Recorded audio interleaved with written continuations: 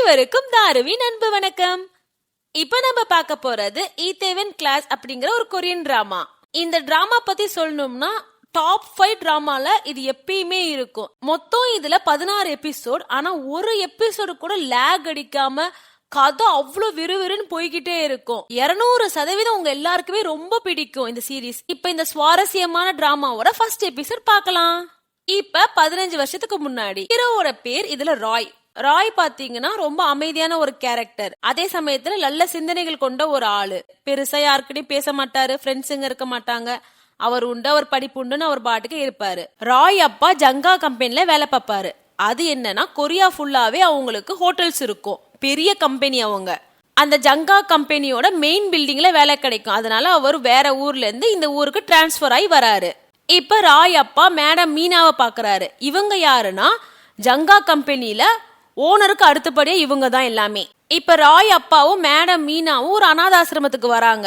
இந்த அனாதாசிரமம் இவ்வளோ நாளா ஜங்கா கம்பெனி காசு கொடுத்துருக்கும். ஆனா இப்ப அந்த காசை நிறுத்துறாங்க கொடுக்கறத. அத மேடம் மீனா சொன்னோன்னே ராய் அப்பாவுக்கு ரொம்ப கஷ்டமாகுது. இப்ப ராய் அப்பாவும் ஹீரோவும் அந்த புது ஊருக்கு வந்துகிட்டு இருக்காங்க. அவங்க டிரான்ஸ்பர் ஆகி வந்தாங்களா, அதனால ஊருக்கு வந்தோடனே அவங்க ஒரு அனாதாசிரமத்துக்கு போறாங்க. அங்கதான் ஹீரோ அவரோட லவ்வ சந்திக்கிறாரு. அந்த பொண்ணு பேரு சோனா. அந்த பொண்ணை இவ்வளோ நாளா ஹீரோ அப்பா தான் படிக்க வச்சிட்டு இருப்பாரு. இப்ப மறுநாள் ஆகுது, ஹீரோ அவரோட புது ஸ்கூலுக்கு போறாரு. போனோன்னு அந்த சோனா பொண்ணை பாக்குறாரு. அவ பக்கத்துல போய் உட்காந்துக்கிறாரு. ஆனா இப்பதான் அவர் வாழ்க்கையில வில்லங்கம் ஸ்டார்ட் ஆக ஆரம்பிக்குது. அந்த ஜங்கா கம்பெனியோட ஓனர் வந்து ஜங்கா, அவனோட பையன் கௌதம். அவன் இந்த ஸ்கூல்ல தான் படிப்பான். அவன் வெறும் படிக்க மட்டும் செய்ய மாட்டான், அங்க இருக்க எல்லாரையுமே ரொம்ப டார்ச்சர் பண்ணி ரொம்ப வம்பிழுத்து ரொம்ப அடிச்சுக்கிட்டே இருப்பான். அவன் அவ்வளோ பண்றான். ஆனா எல்லா பசங்களும் அவன் அவ்வளோ சித்திரவதை பண்றான் எல்லாரையுமே. ஆனா மத்த எல்லா பசங்களும் கம்முன்னு இருக்காங்க அவன் பண்றதெல்லாம் பார்த்துக்கிட்டு. ஏன்னா அவன் அவ்வளோ பெரிய ஓனர் பையங்கிறனால. ஆனா மத்தவங்க மாதிரி சும்மா இருக்க முடியல ஹீரோவால. அவர் எழுந்திக்கிறாரு. அப்ப இந்த சோனா பொண்ணு சொல்லுது, என்ன பண்ற நீ, எதுக்கு எழுந்திக்கிற அப்படின்னு கேக்குது. நீ இப்ப போய் வம்பிழுத்து விட்டுட்டேன்னா உங்க அப்பா எப்படி அவர் கீழே வேலை பார்க்க முடியும், பேசாம உட்காரு அப்படின்னு இந்த பொண்ணு சொல்லுது. அதுக்காக நான் சும்மா இருக்க முடியாது, நான் கேட்டுதான் அவன் சொல்லிட்டு போறாரு. போயிட்டு அந்த கௌதம் கிட்ட இந்த பையனை விடு அப்படின்னு கேக்குறாரு. ஆனா அவன் மேற்கொண்டு அந்த பையனை சித்திரவதை பண்ணிக்கிட்டே இருக்கான். ஒரு கட்டத்துல டீச்சர் அங்க வராங்க. டீச்சர் கண் முன்னே இந்த கௌதம் பையன் வந்து இன்னொரு பையனை அடிச்சுக்கிட்டு இருக்கான். ஆனா அவர் கண்டுக்கவே மாட்டேங்கிறாரு. என்ன ஒரு பையனை இப்படி குத்துயிரும் கொலையுருமா அடிக்கிறாங்க, டீச்சர் கண் முன்னே டீச்சர் எதுவும் பண்ண மாட்டேங்கிறாரு அப்படிங்கிற ஒரு ஆதங்கம் ராய்க்குள்ள பயங்கரமா வருது. அவர் வீடு அப்படி சொல்றாரு இந்த கௌதம் கிட்ட. ஆனா அந்த கௌதம் கேட்க மாட்டேங்கிறான். இப்ப ராய் என்ன பண்றாருன்னா அப்படியே ஒரு குத்து வைக்கிறாரு இந்த கௌதம்க்கு. அவன் அப்படியே கீழே விழுந்துடுறான். இப்ப இங்க ஹீரோ அப்பா அவங்க கம்பெனியோட ஒரு சீக்ரெட் ஃபார்முலா இருக்கும், அதை எல்லாருக்கிட்டையும் பேசிக்கிட்டு இருக்காரு. அத அந்த ஜங்காவே கண்டுபிடிச்சதா இவர் சொல்லிக்கிட்டு இருக்காரு. அதே டைம்ல இவருக்கு ஸ்கூல்ல நடந்த விஷயம் எல்லாம் கேள்விப்படுறாரு. இப்ப இந்த ஜங்காவும் ராயோட அப்பாவும் அவசரமா ஸ்கூலுக்கு போறாங்க. ஜங்காவால தாங்கிக்க முடியல. அதே சமயத்துல ராயோட அப்பாவும் அவனுக்கு முக்கியமான ஒரு வேலைக்காரன் அந்த கம்பெனில, அவரையும் விட்டு கொடுக்க முடியல. ஆனா அதே சமயத்துல தான் மூத்த பையனை இவன் அடிச்சுட்டான். அவர் சொல்றாரு ராய் கிட்ட, உங்க அப்பா எனக்கு வேண்டப்பட்டவரா போயிட்டனால உன்னை மன்னிச்சு விடலாம் நான் முடிவு பண்ணிட்டேன். ஆனா நான் மன்னிச்சு விடணும்னா நீ என் பையன் கால்ல விழுந்து மன்னிப்பு கேட்கணும், இல்லனா நீ இந்த ஸ்கூல்ல விட்டே போயிடணும் அப்படின்னு இந்த ஜங்கா சொல்றான். அதை கேட்ட ஹீரோ வந்து, ஒருத்தவங்க தப்பு பண்ணா மன்னிப்பு கேட்டுதான் ஆகணும், அது எங்க அப்பா சொல்லி கொடுத்துருக்காரு. ஆனா அதே சமயத்துல என் கொள்கையை விட்டு நான் பின்வாங்க கூடாதுன்னு எங்க அப்பா சொல்லியிருக்காரு. நான் அவன் கிட்ட போய் மன்னிப்பு கேட்கணுமா? எனக்கு கொஞ்சம் கூட சாரியாவே ஃபீல் ஆகல. நான் எப்படி அவன் காலில் விழுந்து மன்னிப்பு கேட்க முடியும்? முதல்ல அவன் பண்ணதான் தப்பு. சக மாணவனை போயிட்டு அப்படி அடிக்கிறான், அதுவும் டீச்சர் கண் முன்னாடியே. அவனுக்கு யாரு இந்த தைரியம் கொடுத்தது அப்படிங்கிற மாதிரி ஹீரோ எங்க பாயிண்ட் புடிச்சு கேக்குறாரு. இதெல்லாம் கேட்டு இந்த ஜங்கா அரண்டு போயிடுறான். நீ இந்த ஸ்கூல்ல விட்டு போனா கூட பரவாயில்லையா, உன் வாழ்க்கையில படிப்பு விட்டு போனாலும் பரவாயில்ல கேட்க போற. ஆனா அதுக்காக என் கொள்கையை நான் விட்டு கொடுக்க முடியாது, நான் பண்ணாத தப்புக்கு போயிட்டு ஒருத்தன் காலில் விழுந்து நான் மன்னிப்பு கேட்க முடியாது அப்படிங்கிற மாதிரி ஹீரோ எங்க தைரியமா சொல்லிடுறாரு. இப்ப ஜங்காக்கு சமக்கவும் வந்துருது. எழுச்சி இந்த ராய் அப்பா கிட்டே கேக்குறாரு என்ன இதெல்லாம் அப்படிங்கிற மாதிரி பாக்குறாரு. அப்ப அந்த ராய் அப்பா சொல்றாரு, என் மகனை நினைச்சு எனக்கு அவ்வளவு பெருமையா இருக்கு அப்படிங்கிற மாதிரி இவர் சொல்றாரு. இதெல்லாம் கேட்டு அந்த ஜங்கா ரொம்ப கடுப்பாயி, இனிமே நீ எப்படி என்கிட்ட வேலைக்கு வருவ, இவ்வளவு மோசமான சுச்சுவேஷன் நம்ம 2 பேருக்குள்ளயும் போயிடுச்சு அப்படிங்கிற மாதிரி சொல்றாரு. அதுக்குள்ளேயும் ராயப்பா, என் மகனை நினைச்சு எனக்கு ரொம்ப பெருமையா இருக்கு, நான் வேலையை விட்டு நின்னுக்கிறேன் அப்படிங்கிற மாதிரி சொல்றாரு. சோ இதே இடத்துல ஹீரோக்கு அவர் படிப்பும் போயிடுது, ஹீரோ அப்பாவுக்கு அவரோட வேலையும் போயிடுது. இத பார்த்த ஹீரோக்கு தாங்கிக்க முடியல, அழுகழுகியா வருது. அவருக்கு ஏற்பட்ட பாதிப்பால கிடையாது, அவங்க அப்பாவுக்கு வேலை போனது நினைச்சு ரொம்ப ஃபீல் பண்றாரு.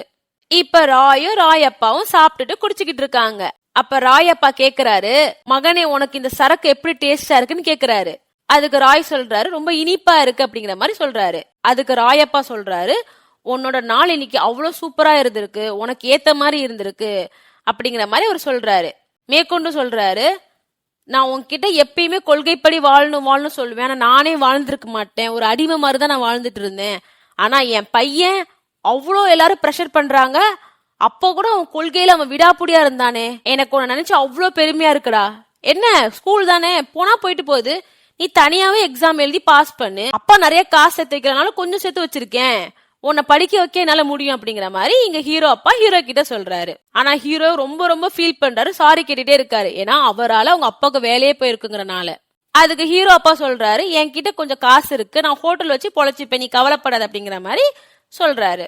இப்ப இங்க கௌதம் ஒரே அட்டகாசம், புது கார் வாங்கிக்கிட்டு ஸ்கூல்ல சுத்தி சுத்தி வர்றது, அவனுக்கு காரும் ஓட்ட தெரியாது ஒழுங்கா. அதே சமயத்துல இங்க ஹீரோ வந்து ஸ்கூல்ல விட்டு வெளியே துரத்தி இருப்பாங்க, அத அந்த கௌதம் பையன் டார்ச்சர் பண்ணால அவன் பாக்குறான். இப்ப ஸ்கூல்லாம் முடியுது, அந்த சோனா பொண்ணு கிட்ட இந்த கௌதம் கேக்குறான், வரியா நான் உன்னை கார்ல கூட்டிட்டு போறேன் அப்படிங்கிற மாதிரி கேக்குறான். அதுக்கு அது முறைச்சிட்டு போயிடுது. இந்த கௌதமுக்கு எப்பவுமே சோனா மேல ஒரு கண்ணு இருக்கும், ஆனா சோனாக்கு இவனை பிடிக்கவே பிடிக்காது. இப்ப நைட் ஆகுது, சோனா ஒரு சூப்பர் மார்க்கெட்ல வேலை பார்த்துக்கிட்டு இருக்கா. அப்ப அங்க ராய் அப்பா வராரு, பேசிக்கிட்டு இருக்காரு. அப்ப இவ கேக்குறா, உங்களுக்கே வேலை இல்ல, எதுக்கு என்னோட ஸ்கூல் ஃபீஸ்ல நீங்க கட்டுறீங்க, என் காலேஜ் ஃபீஸ்க்கு எதுக்கு என் பேங்க்ல எல்லாம் காசு போட்டு வைக்கிறீங்க அப்படிங்கிற மாதிரி கேக்குறா. அதுக்கு ராய் அப்பா சொல்றாரு, நீ படிச்சு முடி, சம்பாரிச்சுட்டு எனக்கு 2 மடங்கா திருப்பித்தா அப்படிங்கிற மாதிரி இவர் சொல்றாரு. அதுக்கு சோனா, 2 மடங்கு என்ன, உங்களுக்கு 3-4 மடங்கு கூட நான் திருப்பி தரேன் அப்படிங்கிற மாதிரி இவ சொல்றா. இப்ப இங்க மீனா மேடம் அந்த ஜங்கா கிட்ட கேக்குறா, என்னது இது, நீங்க எப்படி ராய் அப்பா வேலையை விட்டு துரத்தலாம், அவர் எவ்வளவு முக்கியமான ஆளு, அவர் நம்ம கம்பெனிக்காக எவ்வளவு பாடுபட்டு இருக்காரு அப்படிங்கிற மாதிரி கேக்குறா. அதுக்கு ஜங்கா, நானே கடுப்புல இருக்கேன், சும்மா இதெல்லாம் வந்து என்கிட்ட பேசிக்கிட்டு இருக்காத, ஒரு கம்பெனியோட ஓனர்னா யார வச்சுக்கணும் யார வச்சுக்க கூடாதுன்னு எனக்கு தெரியும், ஏதோ உங்க அப்பாவும் நானும் சேர்ந்து இந்த கம்பெனி ஒன்னா ஆரம்பிச்சிட்டோங்கிறதுக்காக நீ சொல்றதெல்லாம் நான் கேட்க முடியாது அப்படிங்கிற மாதிரி இவன் சொல்றான். இப்ப இங்க சோனா முக்கியமான ஒரு எக்ஸாமுக்காக போறா. ஆனா பஸ் ஏறினதுக்கு அப்புறம் தான் அவளுக்கு தெரியுது, அவ ஹால் டிக்கெட்டே எடுத்திருக்க மாட்டா, வேகமா ஓடிக்கிட்டு இருக்கா. அப்ப ஹீரோ அங்க ஜாகிங் பண்ணிட்டு இருக்காரு. இப்ப சோனா வேகமா வீட்டுக்கு போய்கிட்டு இருக்கா, ஏன்னா இதுக்கப்புறம் பஸ் கிடையாது, அவளே தான் ஓடி போயிட்டு ஹால் டிக்கெட் எடுத்துட்டு திருப்பி ஸ்கூலுக்கும் போகணும் ஓடியே. ஆனா அவளால இவ்வளவு தூரம் முடியாது அப்படின்னு ஹீரோ சொல்லிட்டே இருக்காரு. ஆனா அதெல்லாம் பொருட்படுத்தாம, நான் ஓடுவேன், என்னால முடியும் அப்படின்னு அவன் சொல்லிட்டு போயிட்டு இருக்கா. ஆனா ஒரு கட்டத்துல அவளால முடியல. அப்புறம் ராய் தான் அவ கூடயே போயிட்டு அவ வீட்டுல இருந்து ஹால் டிக்கெட் எடுத்துட்டு அப்புறம் ஸ்கூல் போற வரைக்கும் அவளை ஒன்னா விடுறான். நீ நல்லா பண்ணுவ, கவலைப்படாத அப்படின்னு சொல்லி வாழ்த்துக்கள் சொல்லி அனுப்புறான். அதுக்கு இந்த சோனா பொண்ணுல, நான் எப்படி இருந்தாலும் நல்லா தான் பண்ணுவேன், எனக்கு தெரியும் அப்படிங்கிற மாதிரி சொல்லிட்டு போறா. இப்ப சோனா எக்ஸாம் முடிச்சுட்டு வெளியே வர வரைக்கும் ராய் வெயிட் பண்ணுவாரு. இவ வந்தோடனே எதுக்கு நீ வெயிட் பண்ற அப்படிங்கிற மாதிரி கேட்ப, நான் உன் கூட ஃப்ரெண்டா இருக்க ஆசைப்படுறேன், அதுக்காக தான் நான் வெயிட் பண்ணேன் அப்படிங்கிற மாதிரி ராய் சொல்றாரு.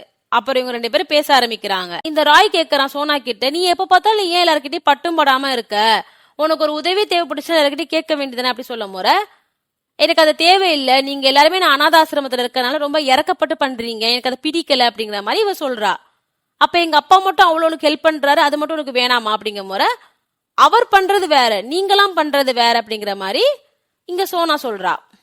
அப்புறம் ராய் வந்து சோனா கிட்ட உன் நம்பர் தரிய, நம்ம ஃப்ரெண்டா இருக்கலாம் அப்படிங்கிற மாதிரி கேக்குறான். சோனாவும் நம்பர் தராங்க, ஆனா சொல்லிடுறாங்க, நீ லவ் எல்லாம் பண்ற வேலை வச்சுக்காது, ஓகேவா, இந்த லவ் கிவ்னு சொல்லிட்டு வந்தானா உனக்கு கொன்றுவேன் அப்படிங்கிற மாதிரி சொல்றாங்க. ஏன் எதுக்கு அப்படிங்கிற மாதிரி ராய் கேக்குறான்.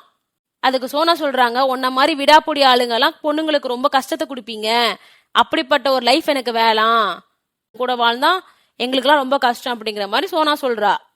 ஆனா அதெல்லாம் ஹீரோ கண்டுக்காம அவர் பாட்டுக்கே போயிடுறாரு. அவர் சோனாவை ரொம்ப லவ் பண்றாரு.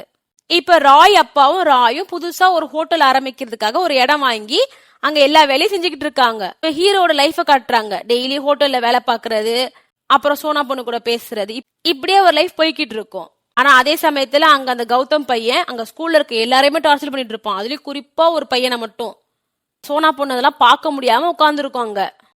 அப்புறம் சோனா ராயப்பா 3 பேரும் சேர்ந்து ஹாப்பியா சாப்பிட்டுக்கிட்டு ஜாலியா இருந்துட்டு இருப்பாங்க. இப்படியே அவங்க வாழ்க்கை போய்கிட்டு இருக்கும் கொஞ்ச நாள். இப்ப ராயப்பா ஹோட்டலுக்கு தேவையான சாமான்கள்லாம் வாங்கிட்டு அவ்வளோ ஹாப்பியா வந்துகிட்டு இருப்பாரு வண்டியில. அப்ப யாரோ ராயப்பாவை கார் ஏத்தி கொலை பண்ணிடுறான். அவர் உயிருக்கு போராடிக்கிட்டு இருக்காரு. ஆனா அந்த நிலைமையில கூட அவருக்கு உதவி செய்யாம அவன் அந்த வண்டியில எடுத்துட்டு கிளம்பிடுறான் அந்த இடத்த விட்டு. இங்க அதே சமயத்துல ராய் அவங்க அப்பாக்காக வெயிட் பண்ணிட்டு இருக்கான். அவன் நினைக்கிறான் நம்ம உயிரோட இருக்க வரைக்கும் எதுவுமே பெரிய விஷயம் கிடையாது, நம்ம பாத்துக்கலாம் எல்லாமே அப்படிங்கிற மாதிரி நினைச்சிட்டு இருக்காரு இங்க. ஆனா அவங்க அப்பா இங்க உயிருக்கு போராடிக்கிட்டு இருக்காரு. ஒரு கட்டத்துல அவர் இறந்துடுறாரு. ஹீரோ அவர் வாழ்க்கையே என்ன பண்றது தெரியாம உட்கார்ந்து இருக்காரு. ஏன்னா அவங்க அப்பா இறந்துட்டாரு. அவர் சாப்பிடாம தூங்காம இருக்காரு.